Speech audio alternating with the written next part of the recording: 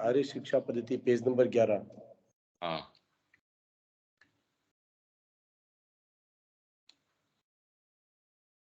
ठीक है, पढ़ो।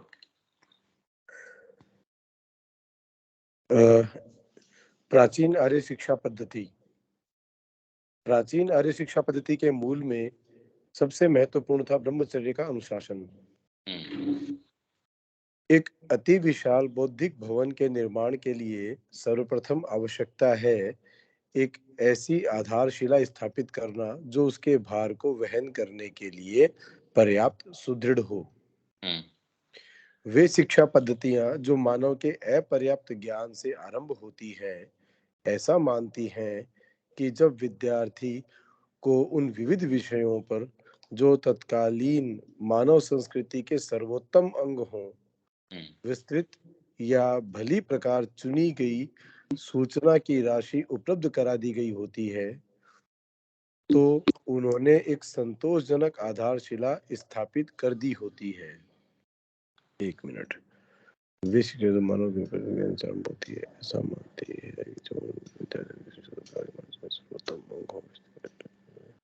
ठीक है। उनका सिद्धांत है कि विद्यालय सामग्री प्रदान करता है, यह विद्यार्थी का कार्य है कि वह उनका उपयोग करे, किंतु इसमें एक मूलभूत त्रुटि है। ठीक। सूचना बौद्धिक शक्ति का आधार नहीं हो सकती, वह केवल उस सामग्री का एक अंश हो सकती है जिसमें से ज्ञाता ज्ञान का निर्माण करता है। वह केवल नवीन आविष्कार और विशालतर सृजन का आरंभ बिंदु और केंद्र बिंदु हो सकती है। जो सामग्री विद्यालय प्रदान करता है वह विशालतर सृजन का आरंभ बिंदु केंद्र बिंदु हो सकता है, लेकिन वो बौद्धिक शक्ति का आधार नहीं हो सकता। ठीक है भैया, आपने कुछ सर्टेन सब्जेक्ट्स ये कह दिया कि ये हम पढ़ाएंगे, तो ये तो कोई आधार नहीं हो सकता बौद्धिक कोई चीज का। तो सूचना जो है वो हाँ। एक, ये एक्चुअल में इसके ऊपर कमेंट्री भी आ जाएगी। मूलभूत ये समझने की बात है, पर ये इसलिए समझ में नहीं आ सकती क्योंकि वास्तव में हम अपनी सत्ता के आधार को नहीं समझते। हम अपने बाहरी जो इंद्रियों से जो देखते हैं और वर्तमान में जो ढांचा है उसको अपनी सारी चीज समझ बैठते हैं और उस तरीके से आकलन करते हैं कि बच्चे को शिक्षा में ये चीज तो सिखानी ही चाहिए।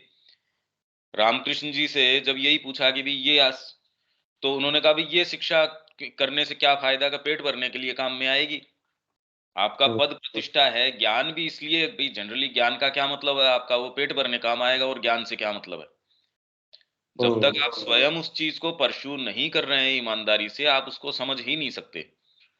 तो ये जितने भी विशाल चाहे बौद्धिक निर्माण हो, आपने एक आयुर्वेद का कोई शास्त्र लिखा है, न्याय शास्त्र लिखा है, अगर आपकी बुद्धि कहीं भी थोड़ी सी भी भ्रमित है या कोई कलाकृति का निर्माण किया है, सेकंड रेट कोई चीज बना रहे हो उसमें कोई बात नहीं है, पर जो फर्स्ट ग्रेड की कोई चीज बन रही है, आज कोई छोटा सा भी सजेशन अगर महाभारत में रामायण में कुछ अलग हो तो उसकी जो ब्यूटी है, उसको जो स्थान प्राप्त है, कभी भी वो प्राप्त नहीं हो सकता।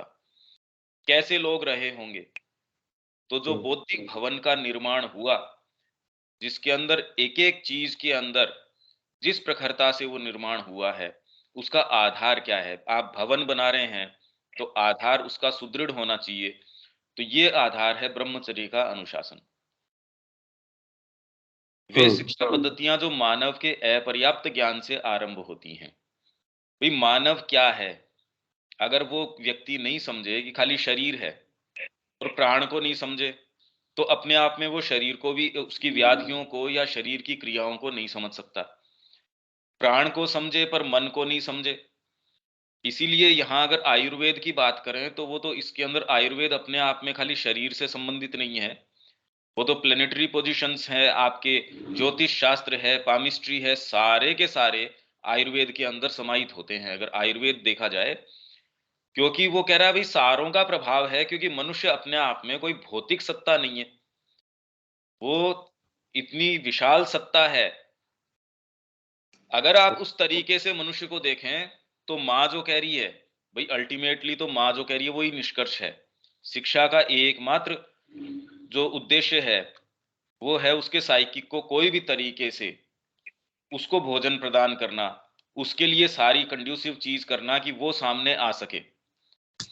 पर जो शिक्षा पद्धतियाँ मानव के अपर्याप्त ज्ञान से आरंभ होती हैं, ऐसा मानती हैं कि जब विद्यार्थी को उन विविध विषयों पर जो तत्कालीन मानव संस्कृति के सर्वोत्तम अंग हों, विस्तृत या भली प्रकार चुनी गई सूचना की राशि उपलब्ध करा दी गई होती है। भी सूचना की राशि है, आप साइंस पढ़ा रहे हैं तो सर्टेन ये चीजें उसको उपलब्ध करवा दी, या ज्योग्राफी के अंदर आपने ये चीजें उसको जोड़ा नहीं। इसीलिए माँ कह रही है शिक्षा के अंदर पहली चीज तो श्री अरविंद कह रहे हैं कि नथिंग कैन बी टॉट। एक दूसरा सिद्धांत उनका है कि you should work from near to far, नजदीक से दूर तक चलना चाहिए। का मतलब ये है, कोई भी चीज आपके नजदीक, आप फूल पड़ा है आपके पास, एक फूल आपने बच्चे के हाथ में दिया, उससे उसकी भौतिक संरचना है, उसकी मतलब हर तरीके से धीरे धीरे फिर उसको और डीपर लेके जाओ, और दूर तक लेके जाओ। तो शिक्षा का तरीका ये होना चाहिए कि नियर टू फार, नजदीक बच्चे के कोई चीज है उससे धीरे धीरे भाई ये भी हम करते हैं ना। पहले भौतिक चीजों की बात करी, फिर विज्ञान कहता है नहीं ये तो पार्टिकल्स से बना है, फिर ये ऐसे बना है, और सूक्ष्म स्तर तक जाते हैं। तो वास्तव में आप उसको अपने मूल तक जोड़ सकते हो। हम कोई भी चीज लेके कि किस तरीके से ये परमात्मा से आ रही है, इस मूल तक जोड़ सकते हैं। अगर ये न हो, जैसे माँ से ये कहा गया कि माँ हिस्ट्री हम पढ़ा देंगे, आध्यात्मिकता आप पढ़ा दो, संस्कृत हम पढ़ा देंगे, आप स्पिरिचुअलिटी है वो आप पढ़ा दो। मतलब हम जनरल और जो सब्जेक्ट्स हैं वो हम कवर कर लेंगे, आप इनको जो है मोरल एजुकेशन है, स्पिरिचुअल एजुकेशन है, माने का कैसी बातें कर रहे हो। अगर उसके अंदर स्पिरिचुअलिटी नहीं हो सकती, तब तो ये शिक्षा केंद्र मैंने खोल ही क्यों रखा है, उसका उपयोग क्या। अगर साइंस को उस भावना से नहीं पढ़ाया जा सकता, तो फिर विज्ञान का अपने आप में उपयोग क्या है। और ये तो ये बात सिद्ध करना है कि सामान्य जगत वैसा का वैसा ही चलेगा, क्योंकि आध्यात्मिकता अलग है और सामान्य जो हमारा ढर रहा है वो अलग है। आध्यात्मिकता जब तक कि इस स्तर पर आकर इसका भी उत्तर नहीं दे सकती, तब तक तो ये विभेद रहेगा। यही श्री अरविंद ने कहा कि ये आपने जबरदस्ती की खाई कर रखी है, सामान्य जीवन और आध्यात्मिक जीवन, ऐसी कोई खाई ही नहीं है। तो उन्होंने एक संतोषजनक आधारशिला स्थापित कर दी होती है। उनका सिद्धांत है कि विद्यालय सामग्री प्रदान करता है, उसने तो दे दिया उसको, उसको एक कैरिकुलम पकड़ा दिया, उसको एक अनुशासन पकड़ा दिया। अब विद्यार्थी का काम है, साइंस के नियम उसको दे दिया, अब जीवन में कैसे क्या उनका प्रयोग करे, उसको आपने मैथ्स पूरी की पूरी जहां तक भी वो उसको परस्यू करता है वहां तक की उसको बता दी, और उसका प्रमाण पत्र आपने दे दिया, जी ये यहां तक इसको आती है, इसका प्रमाण पत्र ये है कि इस परीक्षा में ये पास हो गया। तो अब विद्यार्थी का काम है कि वो उसका उपयोग करे। आपने उसको अक्षर ज्ञान दे दिया, अब कैसे भाषा में ढालता है वो विद्यार्थी का काम है। किंतु इसमें एक मूलभूत त्रुटि है, सूचना बौद्धिक शक्ति का आधार नहीं हो सकती। वह केवल उस सामग्री का एक अंश हो सकती है जिसमें से ज्ञाता ज्ञान का निर्माण करता है। वह केवल नवीन आविष्कार और विशालतर सृजन का आरंभ बिंदु, केंद्र बिंदु हो सकती है। हो सकती है, और हो सकता है इनमें से कोई सा भी न हो। और अगर डीप डाउन हम देखें तो वास्तव में ऐसा होता नहीं कि इन कारणों से व्यक्ति उसको आरंभ बिंदु करता है। मतलब इस आधारशिला पे नवीन आविष्कार करता है, ऐसा हो सकता है, ये कह रहे केंद्र बिंदु हो सकती है न भी हो। और अदरवाइज इसके उदाहरण ज्यादा मिलते हैं, इन्हीं ने इनको आरंभ बिंदु बना के चीज शुरू करी हो, ऐसे कम मिलते हैं। हाँ, निरक्षर की हम बात नहीं कर रहे, पर उसका प्रत्यक्ष प्रमाण तो रामकृष्ण जी ने हमारे सामने प्रस्तुति कर दिया कि जो प्रकांड उनकी बौद्धिकता थी चीजों के पीछे जाने की, कि वैज्ञानिक भी आके उनसे पूछ रहे चीजों के रहस्य के विषय में, तो ये तो हमको दिखा रहा है कि खाली अक्षर ज्ञान जो है, आपके अंदर वास्तव में लेटेंट फैकल्टीज़ है, वहाँ तक नहीं जा रहा। भई आपको अक्षर ज्ञान या सूचना प्रदान कर दी गई, पर शरीर के अंदर जो निहित और कितनी शक्तियाँ हैं, उनको टारगेट नहीं किया। मतलब शरीर विज्ञान के विषय में भी हम पूरे तरीके से नहीं जानते।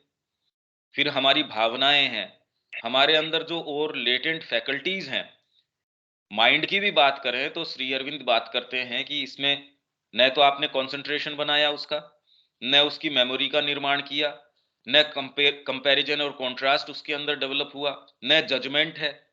इस स्थिति के अंदर जजमेंट क्या होना चाहिए? न आप में इतनी सहन शक्ति या धारण क्षमता है। थोड़ी-सी कोई चीज़ आ जाती है, उसमें तो हम बिखर जाते हैं।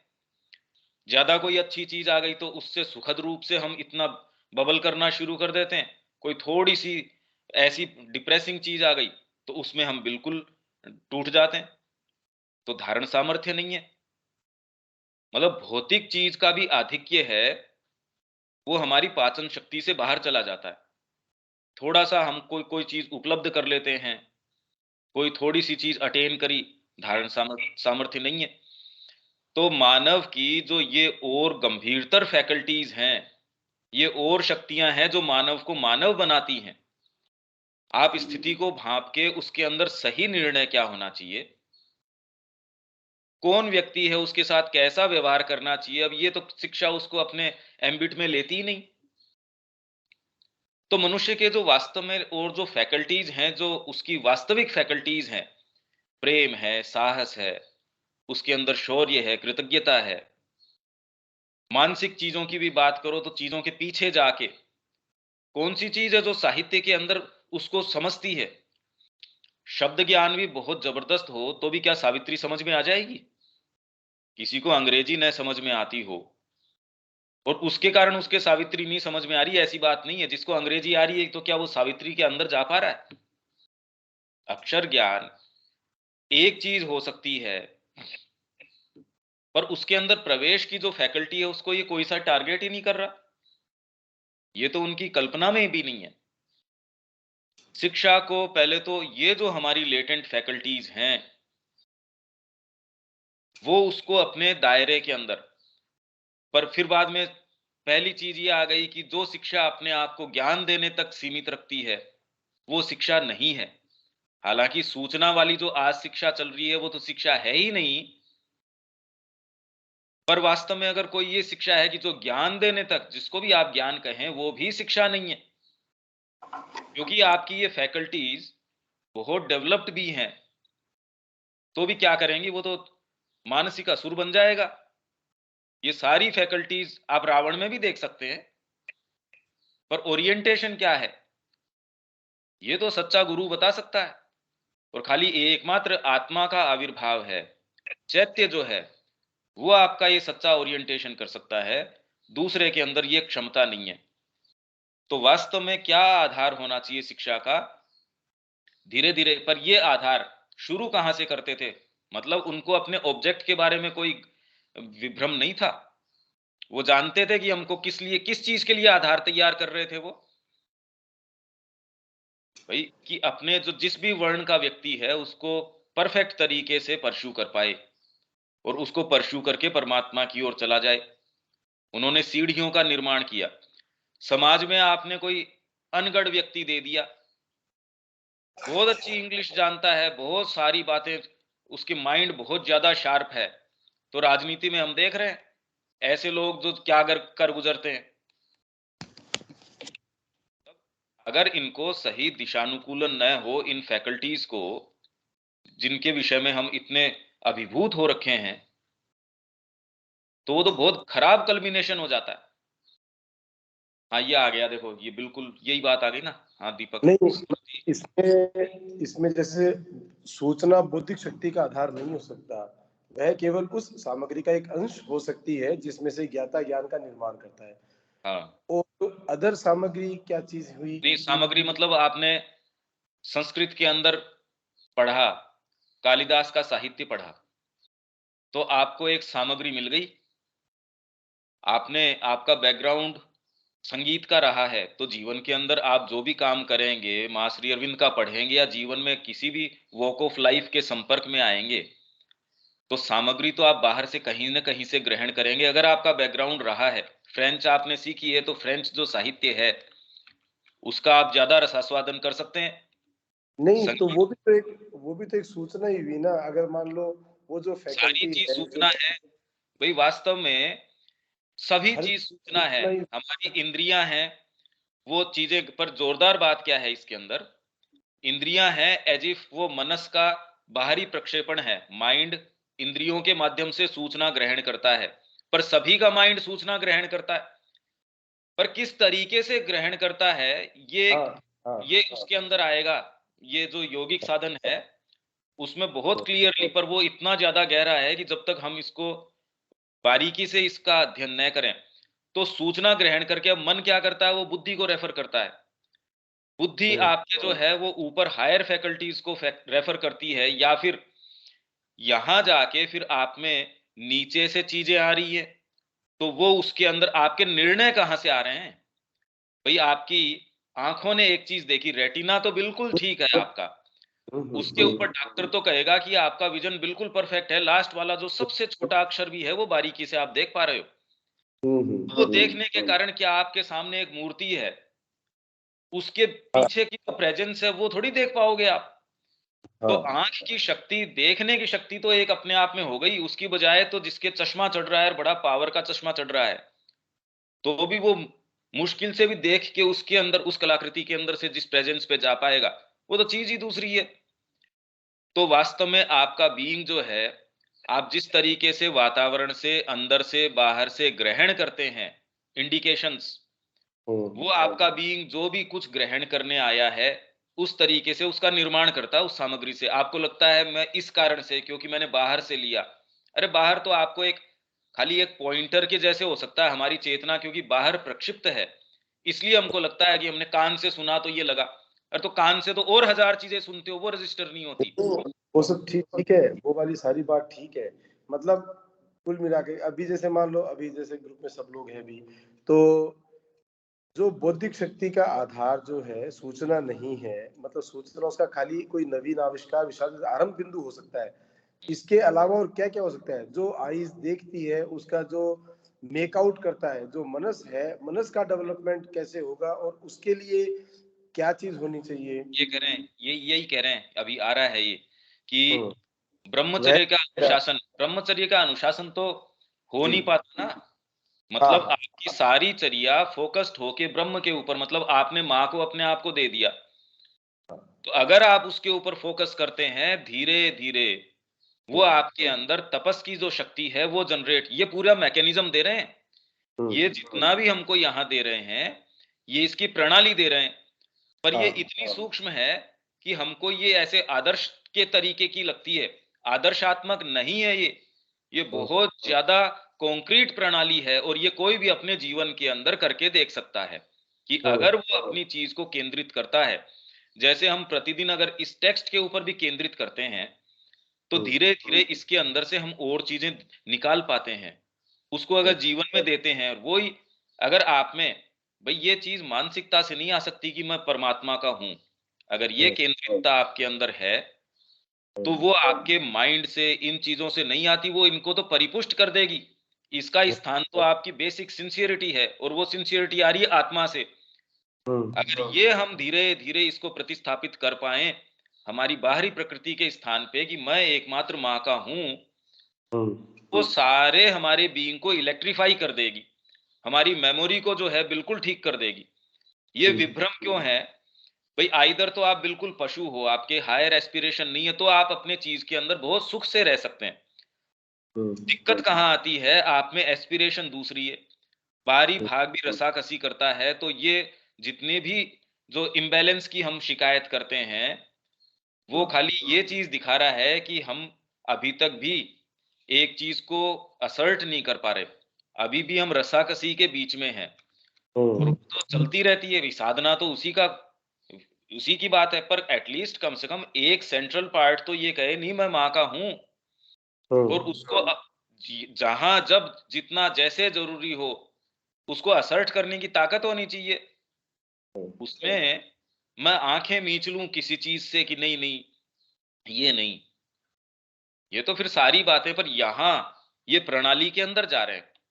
हाँ और ये हाँ, इतनी प्रणाली। इंपॉर्टेंट है कि ये विशाल संस्कृति एक्चुअल में तो देखिए, जब हम बात करते हैं विशालता तो खाली एक ही चीज के ऊपर नहीं है। आप कोई भी एक भी चीज, शास्त्र कोई भी पकड़ लीजिए, मनुस्मृति पकड़ लीजिए, कोई भी, और जब आप पूरी टोटल स्कीम में उसको रखते हैं तो एकदम परफेक्टली फिट इन करती है। कोई भी चीज कर्कशता के अंदर नहीं है। समस्या हम कहां अपने आप को रख के उस चीज को देखते हैं, उसकी चल रही है। गीता के ऊपर जब कमेंट्री श्री अरविंद लिखते हैं तो कितनी गजब चीज है, और वही गीता जो है औरों ने भी उसके ऊपर भाष्य लिखा है। तो समस्या अब गीता की थोड़ी रही, उसके अप्रोच में रह गई। अगर गीता के अंदर और सब ने आज तक टीका लिखी, अगर श्री अरविंद ने, वैसे तो श्री अरविंद ने कितनी चीजों के ऊपर टीका लिखी है, जितनी और चीजें, हालांकि परिप्रेक्ष्य तो उन्होंने पूरे यूनिवर्स का दे दिया। अगर वो टीका हमारे पास नहीं हो तो हम तो गीता के विषय में जो भाव रखते थे और जो भाव निकल के आता है जो सामान्य टीकाओं से, वो तो देखिए कैसा निकल के आता है। वो इस जगत के विषय में है, वही बात इस जगत के विषय में है।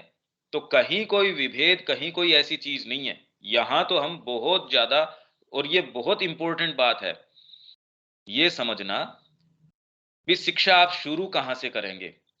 वो इससे शुरू करेंगे, आप अपने आप को मानते क्या हैं और आप जगत को क्या मानते हैं, और आपके और जगत के बीच में संबंध क्या मानते हैं, आप अपने बीइंग के अंदर क्या क्या फैकल्टीज को मानते हैं।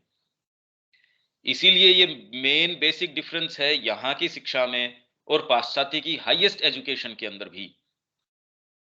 उनकी परिकल्पना जहां तक उड़ान नहीं भरती, भी आपका एक सर्टेन उद्देश्य है, आप उसी उद्देश्य तक अपनी उड़ान भरेंगे। आपका उद्देश्य ही नहीं है परमात्मा का, यहां उद्देश्य जो है उसके तरीके से इन्होंने सारी चीज को ढाल दिया। तो अब जब ब्रह्मचर्य का आप अनुशासन करते हैं, अब ये क्या है, देखिए ये मानसिक शक्तियां ये आ गई ना, वही स्मृति। वह वह शिक्षा जो केवल ज्ञान देने तक ही अपने आप को सीमित रखती है, कोई शिक्षा नहीं है। अब तो ये तो सारी शिक्षा आज तक की है, वो सारी को इन्होंने ध्वस्त कर दिया। भाई पहले तो प्योरली अपने आप को ज्ञान देने तक, अब कौन से नजर ही नहीं आ रही जो ज्ञान देने तक अपने आप को सीमित रख रही हो, कि जो ज्ञान देना चाह रही हो। ऐसा तो कोई देख नहीं नहीं मिलता। पर अगर वो ऐसा भी है, आप इस तक भी हो कि वो ज्ञान देना चाह रही है, तो भी वो शिक्षा नहीं है। तो फिर इसके शिक्षा अंदर क्या है? जैसे अपने इसमें जैसे अपन ये इसमें सबसे महत्वपूर्ण है ब्रह्मचर्य का अनुशासन। तो मतलब इसको एज ए एक पॉइंटर अपन ये समझे कि ब्रह्मचर्य के साथ साथ में वो सारी चीज जो टेम्पटिफाई करती है मनुष्य की चेतना को, जो चीज लालच देती है, चाहे वो ब्रह्मचर्य का अनुशासन के सेंस में है ही है, और भी सारी चीजें, चाहे खाने के बारे में है, चाहे इंद्रिय सुख जो बेसिकली जो है, सभी इंद्रिय सुख है, उन सब का अनुशासन सबसे महत्वपूर्ण हो गया। पर वो भी नहीं ले पा रहे हम, हाँ नहीं, मतलब व्हाट क्योंकि आई एम। धारण क्षमता नहीं है। इसलिए भाई आज एक संगीतकार का कान जितनी वैरायटी सुन पाएगा, एक कलाकार की आंख जितनी चीज देख पाएगी, एक साहित्य के अंदर जाने वाला व्यक्ति जितना, मतलब उसके एग्जिस्टेंस की रिचनेस बढ़ जाती है, कम थोड़ी होती है। जब तक आपके भोजन की लालसा रहती है, आप भोजन का सुख भी नहीं ले पाते। जैसे चाय को, जो लोग चाय के बारे में बड़े सेंसिटिव होते हैं, वो 8-10 तरीके की चाय है उनको सूंघ के, उनको पता है कि इसकी ये क्वालिटी है। भोजन की भी आप सच्ची क्वालिटी, अगर उसमें भयंकर तृष्णा है तो आप उसकी क्वालिटी को भी अप्रिशिएट नहीं कर सकते। वास्तव में मनुष्य के संबंधों को अगर आपका उसके अंदर जबरदस्त आसक्ति है, उसको भी आप जब तक तटस्थ नहीं होते, उसका रसास्वादन भी नहीं कर सकते। तो अगर आप अपने एग्जिस्टेंस का रसास्वादन करना चाहते हैं, तो भी कल्टीवेशन बहुत ज्यादा जरूरी है आपकी इंद्रियों का, क्योंकि इंद्रियां अपने आप में तो खाली वाहिकाएं हैं। उनका परिष्करण जो हम नाड़ी शुद्धि के द्वारा करते हैं। आंखें ठीक देख रही है, पर बीच के अंदर आपकी वाइटल ने हल्का सा उसके अंदर इनपुट दे दिया, बारिश हो रही है, आंखों ने तो देख लिया, पर इस बारिश के साथ के अंदर आज एक कुम्हार है, उसके चेतना के अंदर एक चित्त ने एक हल्का सा इनपुट ये दे दिया, यार मेरी चीज तो खराब होएगी। तो वही बारिश जो है एक माली को किस तरीके की नजर आएगी, एक किसान को कैसी नजर आएगी और एक कुम्हार को कैसी नजर आएगी। तो हम खाली इंद्रियों पे नहीं, भाई इंद्रियां फंक्शन परफेक्ट भी कर रही हों तो भी उसको ग्रहण कैसे किया जा रहा है, उसकी इमेज किस तरीके से बन रही है, फिर आप उसका क्या बनाते हैं, ये तो प्रत्यक्ष नजर ही आ रहा है। एक हाँ कक्षा के अंदर बैठ के आप कैसे उसको, तो इंद्रियों का भी जो पूरे तरीके से हम कह रहे हैं उनका संयम, संयम करने से वास्तव में भी ब्रह्मचर्य का मतलब क्या हुआ कि आप जो एनर्जी को स्पिल करते हैं, जनरली स्पिल किन चीजों से करते हैं, इंद्रियों के माध्यम से, जिसके अंदर आपकी आंखें सबसे ज्यादा करती हैं, कान है वो भी करते हैं, आपका टच है वो भी करता है, भी सूंघने की शक्ति तो कितना कर सकती है, वो तो एक लिमिटेड, पर आंखें जो हैं वो तो हमेशा ही, आपकी सारी चीजें बढ़िया हैं, एक फोन कॉल इस तरीके का आया, अगर आप उस भावना में उस चेतना में हैं तो भी, नहीं तो व्यक्ति तो हमेशा ही अपने आप को एजिटेटेड रखता है, वो एजिटेशन को कर्म महसूस होता है। अगर वो शांति से बैठा है, नीरवता में बैठा है, तो उसको लगता है कि अपन तो बिल्कुल कोई फ्री हैं। वो फ्रीडम नहीं है भाई। आप गंभीर से गंभीर कर्म भी करेंगे पर आप उस चेतना के अंदर रह सकते हैं। तो जहां तक स्पिल करने की बात है, तो ब्रह्मचर्य का मतलब ये है कि आपकी ये सारी चीजें हैं स्पिल, और आप आंखें बंद करके भी हैं, आप में एक कोई भी न्यूज आई, कोरोना की आई, आप भय से आक्रांत हो गए, आप अपने घर के ऊपर भी हैं, आप किसी के संपर्क में नहीं आए तो भी आपको वो वायरस पकड़ रहा है, कौन सी चीज है, कहां से आया वो संक्रमण, आप में वो लक्षण कहां से आया। तो हम अगर चीजों की सूक्ष्मतर जो लेयर्स हैं उनको समझना जाने, तो हम उनको बेटर उनके साथ काम कर सकेंगे। जैसे टेक्नोलॉजी को हम जाने कि ये कैसे काम कर सकती है, तो हम उसको और बेटर तरीके से हैंडल कर पाएंगे। तो हम अपने बीइंग्स की ये लेटेंट फैकल्टीज है, अगर उनको जान जाएं तो बेटर तरीके से उनको ऑपरेट कर सकते हैं, बेटर तरीके से उनको जहां जब जैसे टारगेट करना है वो कर सकते हैं। अभी तो कर नहीं पा रहे। तो वो जो जो ये है, और आगे इसके अंदर क्या आएगा कि पहले तो हमारी स्पिल करने की आदत है, पहले तो ग्रहण जो क्षमता है वो थोड़ी है। हम ग्रहण किससे करते हैं अभी, एक तो हमारा सोर्स है भोजन, हम एनर्जी ग्रहण करते हैं भोजन से। तो भोजन भी पहले इतने इंपॉर्टेंस रखता था कि इस तरीके से पकाओ, इस तरीके से खाओ, ये सारी चीजें उसमें करी जाती थी। अब तो वो कोई फॉलो ही नहीं कर पा रहे हैं हम, कि भोजन के प्रति भी गीता कह रही है ये तामसी है, ये राजसी है, ये सात्विक है, इस तरीके से पकाना चाहिए। ध्यान की अवस्था में उसको पहले आप भगवान को ऑफर कीजिए, जिससे कि वो जो आपके अंदर स्थूलता ले आता है वो कम से कम हो, जो आप में जड़ता ले आता है, क्योंकि एक जड़ तत्व से आप उठा रहे हैं अपनी एनर्जी, पहले तो वो सोर्स अपने आप में अपर्याप्त है, तो उससे जो आप एनर्जी लेते हैं वो बहुत थोड़ी है।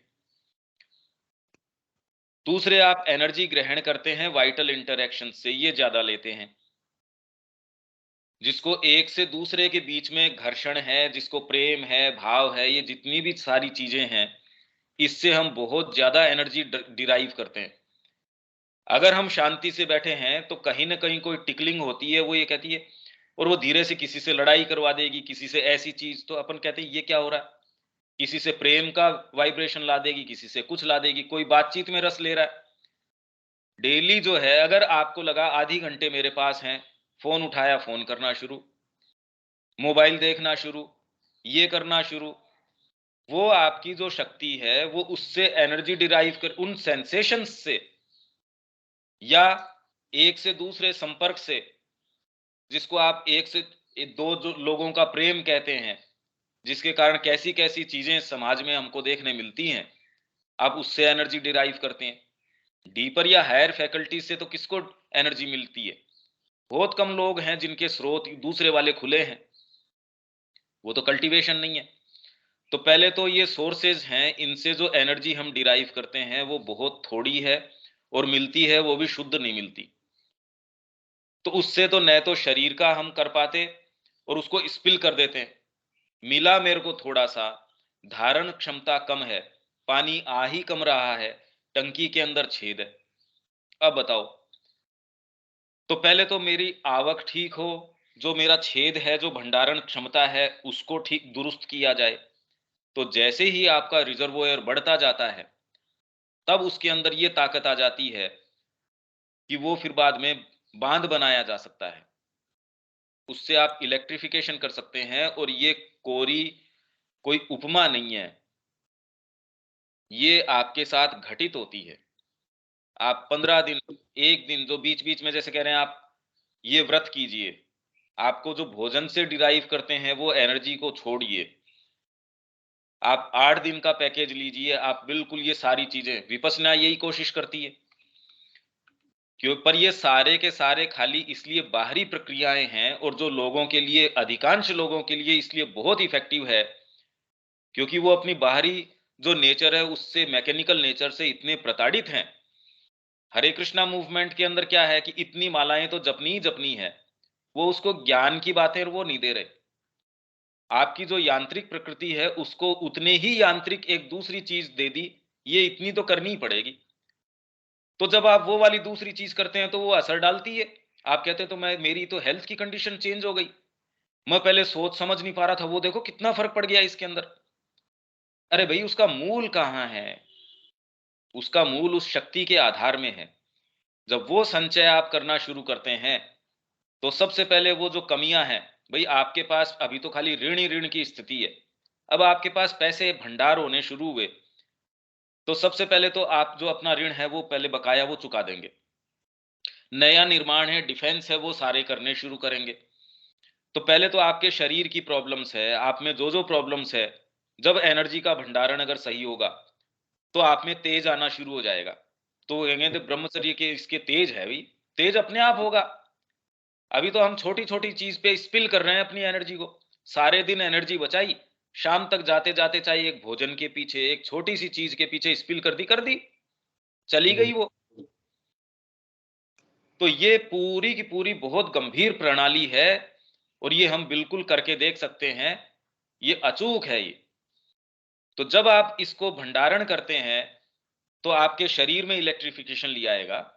फिर आपकी जो प्राणिक क्षमताएँ हैं, बिखर नहीं जाएँगे। युद्ध की आपके सामने स्थिति है तो ये नहीं कि आप डगमगा गए, आप बैठ गए, जा मैं तो टूट गया, क्या करूँ, मेरे तो पत्नी है वो ही नहीं काबू में आ रही, मेरे तो ये है, वो ही मेरे तो ये नहीं हो रहा, मेरा बच्चा है वो चला गया। अरे ये तो हमारे सामने उदाहरण है, ऐसे-ऐसे वीर योद्धा जिन्होंने अपने खुद के बेटे को बलिदान कर दिया। इसके लिए कैसी शक्ति, कैसी चीज़ की आवश्यकता है, वो जब समय आता है तब पता चलता है कि वास्तव में क्या हम कर गुज़र सकते हैं वैसी चीज़?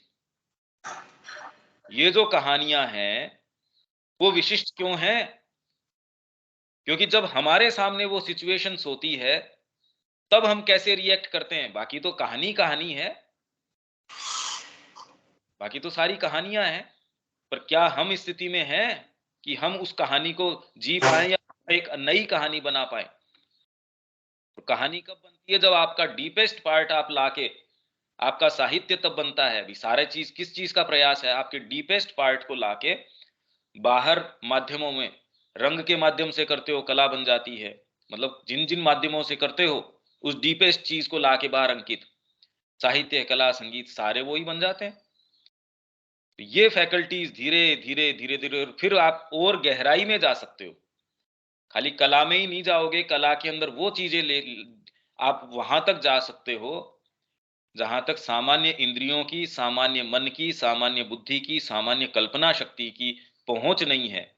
पहले तो अभी कल्पना शक्ति, अगर आपको ये कह दिया जाए कि आप बिल्कुल फ्री हैं, आप जेल में बैठे हैं, आप इस आपके ये भी संभावना नहीं है कि कोई फ़ोन कॉल आ जाएगा, कुछ भी आ जाएगा, आपकी कल्पना शक्ति खुली है, आपको पेन पेपर दे दिया जाए, अब उसके ऊपर तो कोई बंधन नहीं होना चाहिए। आपको लगता है आपकी कल्पना शक्ति बिल्कुल मुक्त है, आप कितना भी सोच सकते हैं, पर सोच के लिखिए। इससे पता चलेगा कि हमारी कल्पना शक्ति के कितने पंख हैं या नहीं है। तो हमारे अंदर ये जो लेटेंट फैकल्टीज़ हैं, इनका मैकेनिज़्म अलग तरीके का है, और ये इन सब्जेक्ट से टारगेट नहीं होती। पहली बात तो ये सब्जेक्ट्स करते ही नहीं है इस काम के लिए। और इसीलिए आज शिक्षा का सारा थ्रस्ट किस चीज के ऊपर है, क्योंकि एनर्जी है नहीं बच्चे के अंदर। पेरेंट्स भी आज क्या कर रहे हैं, उसको मोबाइल दे दो, टीचिंग एड्स पकड़ा दो उसको, फटाफट पहाड़ा सीख गया। अरे पहाड़ा तो सीख गया, पर इसके लिए टीचिंग एड्स, शिक्षा के ऐसे साधन तैयार कर दो कि खेल खेल में फ्रेंच सीखिए, खेल खेल में अंग्रेजी सीखिए, खेल खेल में गणित के पहाड़े सीखिए, ये सीखिए। अब क्या होगा, माँ कह रही है इससे बच्चे के अंदर हमेशा ही खेल खेल में सीखिए, तो जीवन में हमेशा ही वो सुखद असुखद के बीच में निर्णय करेगा, उचित अनुचित के बीच में निर्णय नहीं करेगा, या आरामदेह और तकलीफदेह के बीच में निर्णय करेगा। ये वाली चीज तो बड़ी आरामदेह है, ये मेरी बाहरी सत्ता को अपील करती है, हाँ ये टेस्ट के अंदर बहुत अच्छी है, ये वाली चाहिए मेरे को तो। या आज की जो शिक्षा पद्धति है आप पे अपने आप के ऊपर केंद्रितता बढ़ा देगी, तो आप सारी चीज को अपने लिए अप्रोप्रिएट करेंगे। आपकी बहुत अच्छी निर्णय शक्ति है, तब तो आप उसको एनकैश किए बिना रह ही नहीं सकते। अरे भाई अभी नहीं है तो भी हमारे अहम भाव को तोड़ने के लिए कोई दूसरी चीज नहीं। माँ की भी शिक्षा हमको एक आदर्श लगती है, जब जहां जरूरी होता है हम उसको अपने तरीके से कन्वीनियंस के हिसाब से उसको काम में ले लेते हैं। तो अगर वास्तव में आप में ये चीजें आ जाएं, तब तो आसुरी कल्मिनेशन निश्चित ही है। अभी हमारे अहम भाव को तोड़ने के लिए कोई दूसरी चीज नहीं। एक सामान्य से सामान्य व्यक्ति के अंदर भी इतना अहंकार कि मेरे बराबर कौन, मैं जो काम कर रहा हूं वो तो ऐसा विलक्षण कार्य है, चाहे वो ऐसा कहता ना हो, डीप डाउन तो उसको ये लगता है मैं जैसा सोच रहा हूं वो सोचने का एकमात्र तरीका है। मैं जो महसूस कर रहा हूं, मेरी जो प्रतिबद्धताएं हैं, मैं जिस स्थिति के अंदर हूं, इसमें आप होते तो आपको पता लगता। कहने का मतलब ये है कि मैं विशिष्ट हूं, और मैं जो सहन कर रहा हूं वो मैं ही सहन कर रहा हूं। आपकी विशिष्टता है पर दूसरे अंग की है। ये सारी चीजें बचपन के अंदर ही, ब्रह्मचर्य के अभ्यास के अंदर ही बच्चे की सारी सोर्ट आउट कर दी। तब एक ऐसी संस्कृति का आधार आपने पैदा किया। नहीं आज क्या कर लो आप, एक छोटा सा व्यापार तो रन नहीं हो रहा हमसे। हम अगर किसी चीज से भावित भी हो जाए, हम ऐसा काम करें तो मतलब क्या क्या कर लेंगे उससे, क्या कर सकते हैं उससे। एक भवन का, एक दुर्ग का निर्माण तो नहीं कर सकते। आदमी सारी जिंदगी पिसता रहता है, एक मकान अच्छा बनाने में उसके दिक्कत होती है, और बना भी ले तो अच्छे से अच्छे मकान भी हमारे जो पुराने यहाँ खंडर पड़े हैं उनकी बराबरी नहीं कर सकते। एक बावड़ी का निर्माण है, उसका इतना सुंदर निर्माण है, और कोई ये लिख के नहीं गया भी इसने करवाया, जी चैरिटेबल काम के लिए करके चले गए कि सबके काम आ जाएगी। अभी तो कोई सोच समझ ही नहीं है ये। तो अब ये देख लीजिए कि शिक्षा का क्या मतलब, हमारा मोटिव क्या होना चाहिए। अच्छे भले लोग हैं वो डगमगा जाते हैं क्योंकि आधार नहीं है। और जब हमको ये ब्रह्मचर्य की अभ्यास की बात आती है, वो एक जना नहीं करना चाहता। फिर हम बात करते हैं हमारे अंदर एनर्जी नहीं है। पहले तो आप में फैकल्टी नहीं होगी सही निर्णय करने की। अगर आप भोजन में सुख ले रहे हैं, आप सही निर्णय कर ही नहीं सकते, कभी भी नहीं कर सकते। विवेकानंद जी ने कहा कि एक जीव अकेली बहुत है। ये आपके सारे पापों को लाने के लिए एक से एक वो सारे अपने आप आ जाएंगे, अगर आप जीव का सुख एक भी चीज में टटोलते हो तो। अब बताओ, ये तो शिक्षा के अंदर हम सोचते नहीं कि ये कौन सी शिक्षा हुई। स्कूल अगर बिठा के ये कहे कि ये आप मत करो, तो आप कहते भैया आप अंग्रेजी नहीं पढ़ा रहे इनको, एक सेमेस्टर चला गया, क्या किया आपने? आपने तैयारी किस चीज की करी? ये 15 साल का हो गया इसको, अभी तक तो ये परीक्षा पास कर लेनी चाहिए थी। और जो जीवन का इतना विशाल जो आपका समुद्र है उसमें आप फेल हो जाते हो।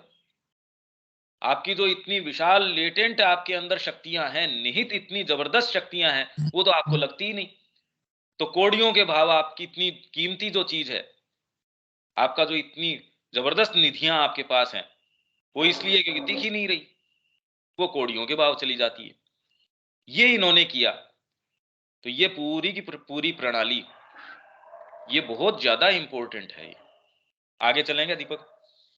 हाँ, स्मृति, निर्णय, कल्पना, प्रत्यक्षीकरण, तर्क आदि विविध मानसिक शक्तियों का को जो को जो ज्ञाता के लिए विचार और ज्ञान के भवन का निर्माण करती है, न केवल युक्त और पर्याप्त उपकरणों और सामग्रियों से संपन्न करना होगा, अपितु उन्हें नई सामग्रियां प्राप्त करने के लिए और जो सामग्रियां प्राप्त हैं उनका अधिक कुशलतापूर्वक उपयोग करने के लिए भी प्रशिक्षित करना होगा। आपके ये ज्ञान के भवन का निर्माण ये करती हैं। ये फैकल्टीज जो हैं, ये आपके ज्ञान के भवन का स्मृति, आप में स्मरण शक्ति, और वो भी क्या, किस चीज की स्मरण शक्ति? आपको याददाश्त आपकी बहुत ज्यादा तेज है, पर आपके लिए किसी ने क्या काम किया वो स्मरण शक्ति है ही नहीं। मेरे को स्मरण रहता ही नहीं। माँ का मैंने क्या पढ़ा वो मेरे अंदर स्मरण शक्ति न हो। वही विवेकानंद जी है, वो कह रहे हैं यूं पढ़ लिया सारी चीज याद हो गई। कौन सी चीज है जो उस शक्ति को कर रही है? पर उस स्वयं उस शक्ति के लिए आप कहें कि देखिए ये कितनी जबरदस्त शक्ति है, इस फैकल्टी के लिए हम एफर्ट करना शुरू कर दें, तो भी गलत है। आप इसके लिए एजुकेशन नहीं कर रहे, ये तो उसका आउटकम है। और आपके बीइंग के लिए जितना, जब, जहां, जैसे आवश्यक है, वो निर्णय कौन करेगा? आपकी अंतरात्मा करेगी, साइकिक करेगा। क्योंकि वो ये निर्णय लेके आया है कि इस अभिव्यक्ति में, इस जन्म में आपको कितना क्या करना है। वैसे ही जैसे आप बाजार गए, आपको पैसे दे के भेजा है 1000 रुपए, दवाई लेने के लिए भेजा है, आप उसको बहुत अच्छे से भी इन्वेस्ट करिए हैं शेयर के अंदर, जो कल 5 गुना पैसे हैं, पर आपके पिताजी डेथ बेड के ऊपर हैं इस समय, तो डबल कीमत दे के भी दवाई लेना ज्यादा जरूरी है। तो ये निर्णय कौन करेगा? आप जानते हैं मेरा उद्देश्य क्या है। तो वैसे ही आप में स्मृति कितनी होनी चाहिए, निर्णय क्या होना चाहिए, और निर्णय भी अपने आप में क्या, निर्णय तो कर ही रहे हैं। हर पार्टी अपने तरीके का निर्णय कर रही है। विपक्षी दल है वो अपने निर्णय कर रहे हैं, अच्छी से अच्छी भी नीति हो तो भी वो निर्णय बैठ के क्या करेंगे, अपने को इसका खंडन कैसे करना है।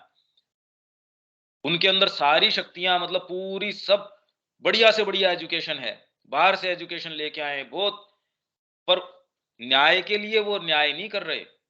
उससे बचने के उपायों को कैसे ज्यादा से ज्यादा किया जाए।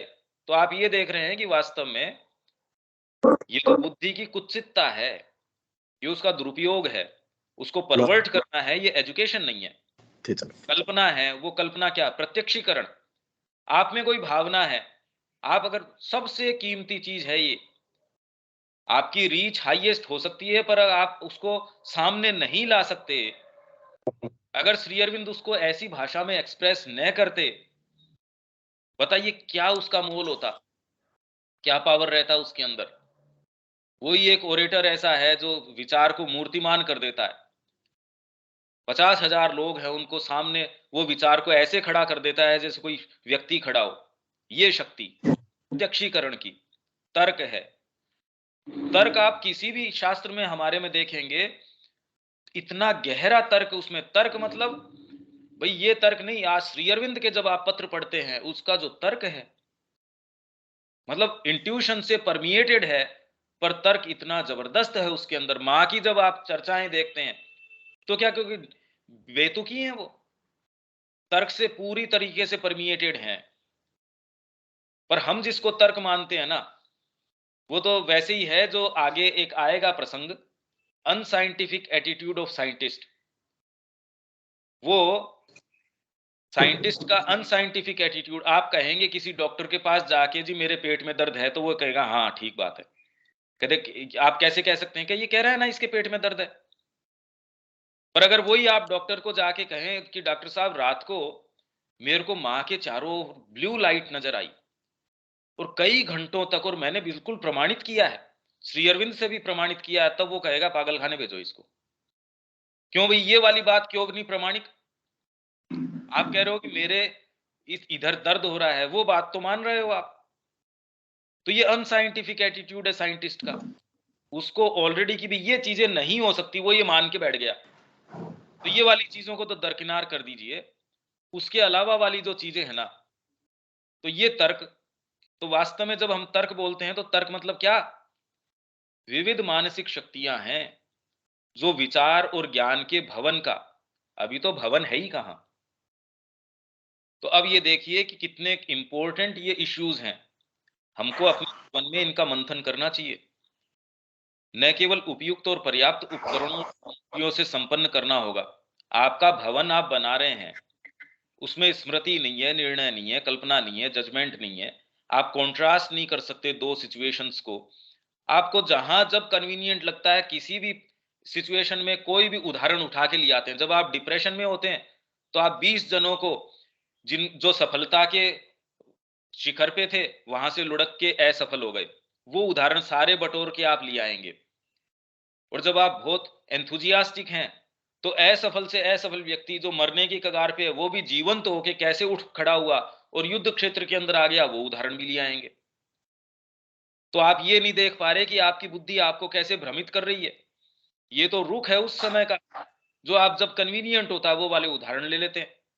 जबकि मां कह रही है कि कोई भी बीमारी, जुकाम भी है, दो जनों में, एक ही जने में दो समय में एक जैसी नहीं होती, फिर भी हम उसको जनरलाइज कर रहे हैं। मतलब हम जिस मानसिकता में होते हैं उसके अनुकूल उदाहरण बटोर लेते हैं। ये दिखाता है कि बौद्धिक भवन हमारा बड़ा कमजोर है। ये बौद्धिकता है ही नहीं। तो ये उपकरण और सामग्रियां, इनसे संपन्न करना होगा, अपितु उन्हें नई सामग्रियां प्राप्त करने के लिए और जो सामग्रियां प्राप्त हैं उनका अधिक कुशलता पूर्वक उपयोग करने के लिए भी प्रशिक्षित करना होगा। आज तर्क ने जो मान लो कोई चीज करी, या आयुर्वेद के अंदर उन्होंने जिस तरीके की चीजें करी कि मतलब उस प्रणाली को भी देखें तो ये लगता है इन्होंने कैसे इसको सब पारे को शोध के और उन्होंने दवाई बना ली। अगर यूं लेोगे तो मार डालेगा वो। या इस पर्टिकुलर चीज को इस नक्षत्र में करोगे या इतने पुट दोगे, या आप उनकी प्रक्रियाएं देखिए। कभी भी परीक्षण से तो आप कैसे कर सकते हैं? अगर पूरा विश्व भी उसके एक एक कॉम्बिनेशन बनाना शुरू करे तो भी वो असंभव है। वो कॉम्बिनेशन बनाना कैसे आ गया? क्योंकि वो मानसिकता से वैसे नहीं आया। आप जिन दवाइयों की बात कर रहे हैं, जैसे मां ने तुरंत उससे संपर्क साध के कह दिया ये डिवोशन है। अब बताओ कौन सी शिक्षा पद्धति है जो एक्चुअल में उस फैकल्टी तक जा सकती हो? तो ये चीजें भी हैं। या कौन सी शिक्षा पद्धति है जो आपको जीनियस बना देगी? शिक्षा पद्धति से आप जीनियस कभी नहीं बन सकते। आपको संगीत की महारत या फिर आप में कोई डीपर फैकल्टीज है, ये जो शिक्षा पद्धति है या कोई भी शिक्षा पद्धति है, पद्धति तक की अगर बात करते हैं, वो वहां तक नहीं लेके जा सकती। और ये वाली भी शिक्षा पद्धति है, ये आपके ज्ञान के जो आप उपकरण हैं उनको सहेज रही है, जिससे कि एक्चुअल में गुरु का वाक्य है वो चला जाए। ये हमेशा ध्यान रखने की बात है कि आर्य शिक्षा पद्धति भी केंद्रित किसके ऊपर है? ऋषि के ऊपर। उसकी ग्रहण क्षमता इतनी बढ़ा दी जाए कि गुरु का वाक्य उसके अंदर चला जाए और उसकी ग्रहण क्षमता हो और धारण क्षमता हो। काम कौन करेगा? गुरु का वाक्य करेगा। जिस दिन वो गुरु के वाक्य से खंडन कर देता, अलग हो जाता है, उस दिन उसकी शिक्षा तो आसुरी हो गई, तो कोई काम की नहीं है। वो तो बलि का, और उसके जो बलि ने कहा नहीं भैया मैं तेरी नहीं मानता, तब वो उदाहरण है। नहीं वो उसकी मान लेता तो क्या उदाहरण था? ये बिल्कुल हम अलग आयाम की बात कर रहे हैं। ये काम कर रही थी हमारी आर्य शिक्षा पद्धति। क्यों? क्योंकि उनकी नजर दूसरी जगह थी। आज हमारी नजर है ही नहीं, इसलिए हम बातें भले ही कर रहे हैं, बाकी वास्तव में हम सीरियस है नहीं। इसलिए न हमारी चेतना हमारे अपने आप को सीरियसली लेती, उसको भी पता है कि हम वास्तव में गंभीर हैं नहीं। और जिस भवन का उन्हें निर्माण करना है, उसकी एकमात्र आधारशिला हो सकती है शक्ति और ऊर्जा के एक ऐसे भंडार का प्रबंध, जो स्मृति, निर्णय और सृजनात्मक शक्ति की चिर वर्धमान क्रिया की मांगों का भार वहन करने के लिए पर्याप्त हो।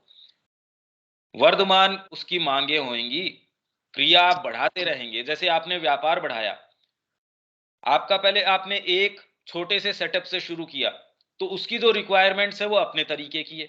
अब आपने उस व्यापार को बढ़ा दिया।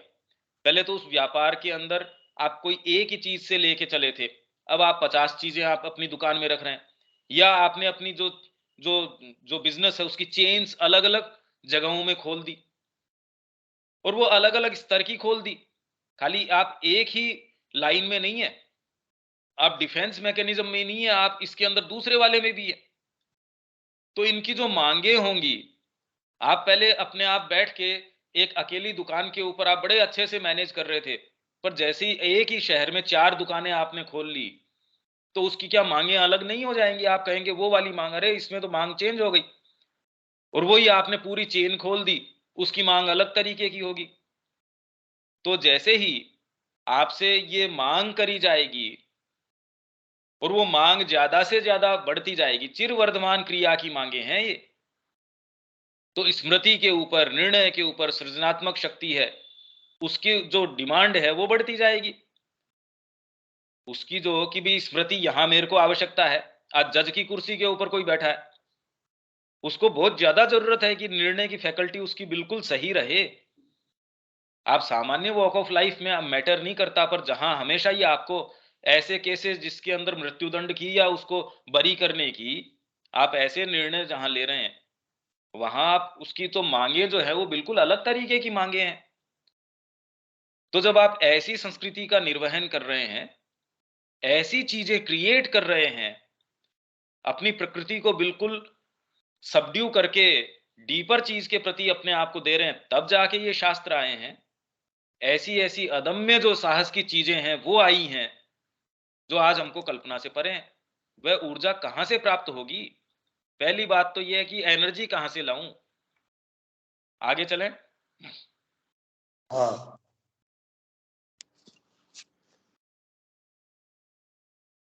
प्राचीन प्राचीन प्राचीन आर्य यह जानते थे कि मनुष्य पृथक नहीं है। विश्व से पृथक नहीं है। मनुष्य विश्व से पृथक नहीं है, अपितु उसका मात्र एक सजातीय अंग है, जैसे तरंग समुद्र का अंग है। हाँ, एक अनंत ऊर्जा, प्रकृति, माया या शक्ति विश्व को व्याप्त किए हुए है, जो प्रत्येक नाम और रूप में स्वयं को उड़ेल रही है, तथा मिट्टी का ढेला, पौधा, कीट, पशु, मनुष्य सब अपनी बाह्य नाम रूपात्मक सत्ता में इस ऊर्जा के कम या अधिक योग्य आधार मात्र है। हम में से प्रत्येक एक डायनमो है, जिसमें उस शक्ति की तरंगे उत्पन्न और संचित की गई है, और जिसमें नित्य निरंतर उनका संरक्षण, व्यय और परिपूर्ति होती रहती है। जो शक्ति नक्षत्र और ग्रह में क्रियाशील है, वही हम में भी क्रियाशील है, और हमारे समस्त विचार और कर्म उसकी लीला मात्र हैं, तथा उसकी क्रियाओं की जटिलता से उत्पन्न होते हैं। ऐसी प्रक्रियाएं हैं जिनके द्वारा मनुष्य एक आधार के रूप में अपनी क्षमता को बढ़ा सकता है। दूसरी प्रक्रियाएं भी हैं जिनके द्वारा वह अपने और वैश्व शक्ति के बीच संपर्क की धारा को अवरोधों से मुक्त कर सकता है, और उस शक्ति के बेहतर से बेहतर भंडारों को नीचे लाकर अपनी आत्मा, मस्तिष्क और शक्ति को शरीर में। शक्ति में उनको प्रवाहित करा सकता है। आधार का यह निरंतर संशोधन तथा अनुप्राणित करने वाली शक्ति की क्रिया की मात्रा और जटिलता में अधिकाधिक वृद्धि ही क्रम विकास का समूचा उद्देश्य है। हाँ, जब वह शक्ति सर्वोच्च प्रकार की और पूर्णतम मात्रा में होती है, जिसके लिए मानव आधार समर्थ होता है, और जब स्वयं आधार उस शक्ति के प्रबल अंतः प्रवाह और क्रीड़ा को पूर्णतः वहन करने के लिए सर्वथा प्रशिक्षित होता है, तब वह मनुष्य सिद्ध होता है, आप्त काम या पूर्ण पुरुष बन जाता है, उसका क्रम विकास पूरा हो जाता है, और वह व्यष्टि रूप में उस अधिकतम विकास को पूर्ण कर चुका होता है, जिसके लिए मानव समुदाय युग युग से कठिन प्रयास कर रहा है। तो बहुत सारी बात हाँ, पूरा ये और एक और पढ़ दे पैराग्राफ, फिर ये पूरा टाइटल हो जाएगा। यदि यह सिद्धांत सही हो, तो बुद्धि की क्रिया के मूल में स्थित शक्ति हमारे भीतर ही होनी चाहिए, और उसमें विशालतर विस्तार एवं समृद्धतर उपयोग की इतनी क्षमता होनी चाहिए जो लगभग असीम हो। और यह भी ठोस सिद्धांत होना चाहिए कि उस शक्ति की हम जितनी अधिक वृद्धि कर सकें और जितना उसे अधिक समृद्ध बना सकें, उतने ही महान हमारे मन की क्रियाओं के संभाव्य विस्तार, शक्ति और कार्य होंगे तथा उसके परिणाम स्वरूप उत्पन्न होने वाली हमारी बौद्धिकता की शक्ति और हमारी उपलब्धियों की महानता होगी। यह वह प्रथम सिद्धांत था जिस पर प्राचीन आर्यों ने अपनी शिक्षा आधारित की और ऊर्जा के बढ़ते भंडार के लिए जिन मुख्य पद्धतियों का उन्होंने उपयोग किया, उनमें से एक थी ब्रह्मचर्य का अभ्यास। हाँ, एक है ये, उनमें से एक थी ब्रह्मचर्य का अभ्यास। अब मैं फटाफट ये ऊपर से बता देता हूं। सबसे पहले ये कहां से इस पैराग्राफ को शुरू कर रहे हैं कि व्यक्ति एनर्जी वास्तव में लेता क्या है, एनर्जी का आधार क्या है। तो एक यूनिवर्सल एनर्जी है, एक इन्फिनिट एनर्जी है, ऊर्जा है। आप उसको प्रकृति कह सकते हैं, माया कह सकते हैं या शक्ति कह सकते हैं। अलग अलग तरीके से लोगों ने कहा है कि वो विश्व को व्याप्त किए हुए है, जो प्रत्येक नाम और रूप में स्वयं को उड़ेल रही है। हमें लगता है कोई पर्टिकुलर चीज है, पर वास्तव में वो यूनिवर्सल एनर्जी है जिसने अपने आप को उस नाम और रूप, क्योंकि जैसे ही नाम लेते हो रूप आ जाता है, या रूप कोई है उसका अपने आप में नाम है, इन दोनों को अलग आप नहीं कर सकते। हम उसका क्या नाम देते हैं वो नहीं, उस रूप का अपने आप के अंदर वास्तव में एक नाम होता है। इसीलिए संस्कृत उस नाम विशेष को, जो उसका निहित नाम है, उसको पुकारती है। इसलिए श्री अरविंद कह रहे हैं वेद के अंदर कि अगर प्रलय हो जाए तो भी संस्कृत पुनः वापस आएगी। संस्कृत ऐसी ऐसी भाषा है जो कोई इजाद नहीं करी हुई, वो मूल के अंदर उस चीज का नाम है, उसका विशेष गुण है। तो ये जो मैनिफेस्टेशन है नाम रूपात्मक, इसके अंदर अनंत ऊर्जा है, स्वयं को किसी भी रूप में या नाम में वो उड़ेल रही है। वो रूप ले सकती है, व्यक्ति का ले सकती है, आपका, मेरा, कोई सामान है उसका, कोई पशु है उसका, मिट्टी का ढेला, पौधा, कीट, पशु, मनुष्य, सब उसकी बाह्य नाम रूपात्मक सत्ता में उस ऊर्जा के कम या अधिक योग्य आधार मात्र हैं। मतलब जितनी उस ऊर्जा को रिटेन कर पाते हैं उतने वो योग्य आधार हैं। बस आप जितना ही उस ऊर्जा को ले पाते हैं, ग्रहण कर पाते हैं, रिटेन कर पाते हैं। हम में से प्रत्येक एक डायनमो है जिसमें उस शक्ति की तरंगें उत्पन्न और संचित की गई हैं, और जिसमें नित्य निरंतर उनका संरक्षण, व्यय और परिपूर्ति होती रहती है। इसीलिए जितना ही आप उन एनर्जीज के प्रति खुले रहते हैं, उतना ही आपके अंदर नया सृजन होता रहता है। आप खुले रहते हैं, आपके अंदर नई शक्ति भी कहां से आएगी। आप जब लेट सोते हैं तब भी कौन सी क्रिया है जो होती है, हम कहां से एनर्जी वो डिराइव करके लेके आते हैं। एक जो साधक है, अगर वास्तव में उस चीज को जाने, तो जो नींद के अंदर इतने घंटों में आप मशक्कत से जहां जाके वो एनर्जी डिराइव करके लेके आते हैं, वो एक योगी कुछ क्षणों के अंदर लेके आ सकता है। क्योंकि एक्चुअल जो नींद है आपकी, जो एक्चुअल जो स्लीप है, वो तो उतने ही समय की होती है। बाकी तो खाली यात्रा यात्रा ही है, वहां जाना और वापस आना। और वो भी अगर व्यक्ति ने भारी भोजन किया हो या बहुत ज्यादा परेशान हो, तो वो वहां जाके आता नहीं। तो जो जैसे सोया था वैसे ही परेशान उठता है। वो कहता है एनर्जी नहीं हो रही, एनर्जी नहीं मिल रही। जो शक्ति नक्षत्र और ग्रह में क्रियाशील है, वही हम में भी क्रियाशील है। अगर वो क्रियाशील नहीं होती, इसीलिए कितने लोग ऐसे हैं जो भोजन के कारण नहीं, उन्होंने तो भोजन किया ही नहीं, कितने साल हो गए। अभी भी कितने लोग हैं वो ये कह रहे हैं साहब वो तो नर्मदा का पानी पी के ही जिंदा है, वो और कोई दूसरी चीज। अब हरिद्वार के अंदर दूधाधारी आश्रम है, वो दूध के ऊपर आधारित थे। वो 100 या कितने वर्ष के होके गए, वो खाली दूध के ऊपर आधारित थे, और कोई दूसरी चीज तो अभी भी वो आश्रम है दूध आधारित, दूध के ऊपर आधारित है वो। और हमारे समस्त विचार, अब बताओ अगर ऐसे आप हो, तब कोई डॉक्टर आपके शरीर को, उसके मैकेनिज्म को कैसे एनालाइज करेगा। यहाँ जो है वो छावसरी के अंदर वो एक लेडी कौन बताते हैं, वो कह रहे हैं कि उन्होंने तो कोई भोजन ही करते कभी नहीं देखा उनको, तो वो तो खाली हवा के ऊपर ही है जी। अब बताओ उसके शरीर के आप आयुर्वेद के कौन से नियम लागू करोगे उनके ऊपर, कौन सी दवाई दोगे।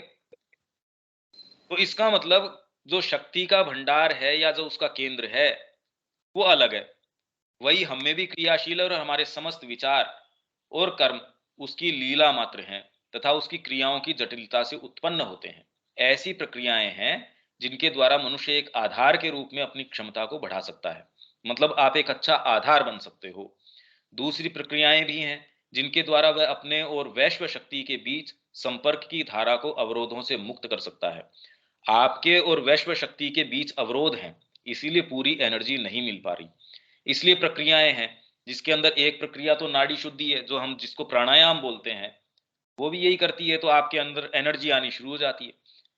और बाकी तो ब्रीदिंग तो आप वैसे भी कर रहे हो, तो पर्टिकुलरली वैसे ही करने से क्या फर्क पड़ जाता है। और उस शक्ति के बृहत्तर से बृहत्तर भंडारों को नीचे लाकर अपनी आत्मा, मस्तिष्क और शरीर में उनको प्रवाहित करा सकता है। आधार का यह निरंतर संशोधन तथा अनुप्राणित करने वाली शक्ति की क्रिया की मात्रा और जटिलता में अधिकाधिक वृद्धि ही क्रम विकास का समूचा उद्देश्य है। जो ये एवोल्यूशन हो रहा है, ये आप अंडरलाइन कर सकते हैं। वास्तव में इसका उद्देश्य क्या है? समूचा उद्देश्य यही है कि निरंतर संशोधन, जो आप में शक्ति आ रही है, इसीलिए जो नीचे के प्राणी हैं वो उसको ज्यादा नहीं ग्रहण कर सकते। कितना करते हैं? धीरे धीरे धीरे धीरे मनुष्य के अंदर भी आप किसको ज्यादा कल्टीवेटेड मानते हैं या इवोल्व मानते हैं?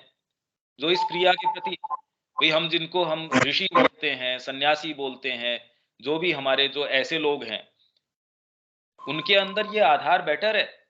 वो इस क्रिया की ज्यादा शक्ति को ग्रहण कर पा रहे हैं, उसको ज्यादा स्थान दे पा रहे हैं, उन्हीं को तो हम कह रहे हैं कि ये महापुरुष है। जब वह शक्ति सर्वोच्च प्रकार की और पूर्णतम मात्रा में होती है, जिसके लिए मानव आधार समर्थ होता है, और जब स्वयं आधार उस शक्ति के प्रबल अंतः प्रवाह और क्रीड़ा को पूर्णतः वहन करने के लिए सर्वथा प्रशिक्षित होता है, तब वह मनुष्य सिद्ध होता है कि ये सिद्ध व्यक्ति है, आप्त काम है, पूर्ण व्यक्ति है।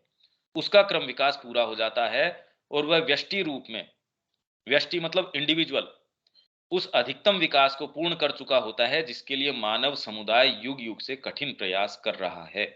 तो तब एक इंडिविजुअल अपने आप में पूर्ण होता है, और समाज भी जब ये कर पाए, जिसके लिए श्री अरविंद कह रहे भी रूपांतर की आवश्यकता है। तो इस तरीके से इसके सारे के मूल में ये था ब्रह्मचर्य का अभ्यास। अभी भी ये चर्चा आगे चलेगी, और जब ये टॉपिक या ये जो चल रहा है, जब ये श्री अरविंद की जो मूल है वो पढ़ने के बाद में इस पे जो अपनी कमेंट्री है, हालांकि धीरे धीरे इसके विषय में बातें आ रही हैं, आपके अगर कोई प्रश्न हो कल और ले सकते हैं, इसको तो अभी छोड़ सकते हैं। पर मेरे ख्याल से ये इतना तो क्लियर कुछ तो होना ही चाहिए। गौरव, ये इतनी तो बात ठीक है? दीपक, बहुत क्लियर है भैया। हाँ, ये शिक्षा के आधार है, पर इस विषय में तो कोई चर्चा होती नहीं। एनर्जी का, एजुकेशन का, दोनों पॉइंट बहुत अच्छे हैं। तो अलग अलग नहीं है, ये आधार है उसका वो। हाँ हाँ, शब्या जी।